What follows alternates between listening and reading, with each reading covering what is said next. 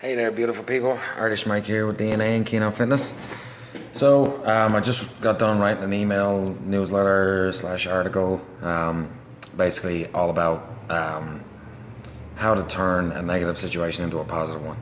Because it's something that we find ourselves in every day. There's situations that aggravate us or like cause us stress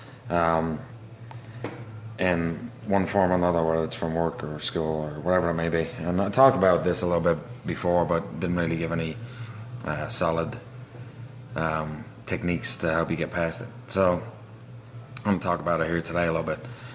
So the first thing we talked about was, or that I wrote about was accepting responsibility. You have to accept responsibility for everything that happens in your life. Stop passing blame to other people, saying it's somebody else's fault that you're in the situation that you're in. And then the other one is to stop making excuses. Sorry, I don't know what's going on here. So there, like I said, there's all these situations that come up all the time over the course of a day, whether it's somebody cutting you off in traffic, or if it's worrying about where the money's going to come for paying bills, or or you feel guilty about overeating on the weekend after all the hard work that you put in the gym. So you have all these different things that kind of play in our mind, whether it's something that's happened or something that you think is going to happen. So the first thing is you have to take reaction, or take responsibility for your actions, for your reactions, and your responses. So stuff that has already happened, the way I look at it is there's no point in worrying about it. There's no point in feeling guilty about it, because it basically causes paralysis. It causes us to freeze in what we're doing, and that stops us from moving forward and progressing.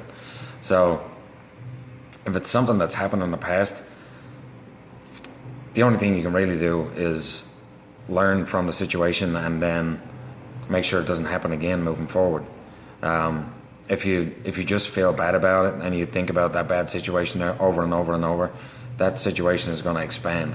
You're going to think about it more, and you get yourself in a situation where you take this little small negative thing and you blow it up into this massive thing. You've made up this whole story of exactly how it's all going to pan out, and then all of a sudden it all works out the way it was supposed to. None of the stuff that you would imagined or visualized actually came true.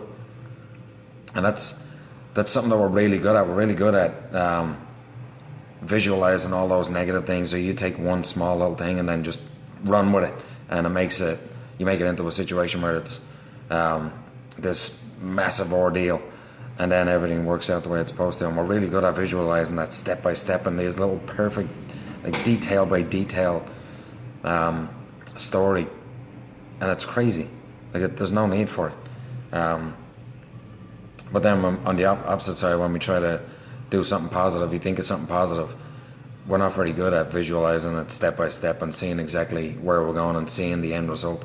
So flipping that and trying to figure out how, instead of visualizing the bad things, how about learning from what has happened, learning from the event, and then visualizing a positive outcome.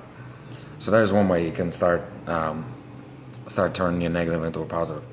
Another way of looking at it is basically, what's the point of staying angry or staying pissed off or or feeling guilty when it's something that has already happened? Like even when we have control of situations, or when we have zero control, it's how we react or respond to it. So react and respond are two different words, obviously, that are supposed to mean the same thing to an extent, but it's one is more of a instinctual thing, and the other one is a thought out process. So reacting is something that you do without thinking. It's instinctual. Whereas responding is, you take a second, you compose yourself, you think about what's just happened, and then you, like a grown adult, respond to the situation as necessary. So you can see where the difference is between the two of them. If you react to it, it's typically a negative situation. But if you take a breath and respond, you can turn it into a positive situation if you so choose. So it's a choice. It's not a situation where somebody made you mad or somebody made you do something or somebody forced you into anything. Nobody put a gun to your head and said you have to be pissed off. It's a choice. You choose to be mad, you choose to be happy. You choose how you react and you choose how you respond. So you can't use that as an excuse.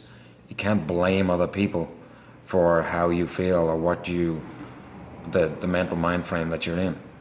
So it comes down to you figuring out how I can change my thought process, how I can, instead of just reacting right away, I'm going to think about this for a second and then I'll give my response. You don't need to go off the handle. So I'm not saying that you can't have negative thoughts or you shouldn't have negative thoughts. You're going to have negative thoughts, but you choose what they do to you. You choose the impact that it has on you. It's not the event. It's how you perceive the event. It's nothing to do with what anybody else does. It's how you think about it. It's what it comes down to. So that's how you turn negative situations into positive situations. Hope this helps, and we shall see you next time. Thanks.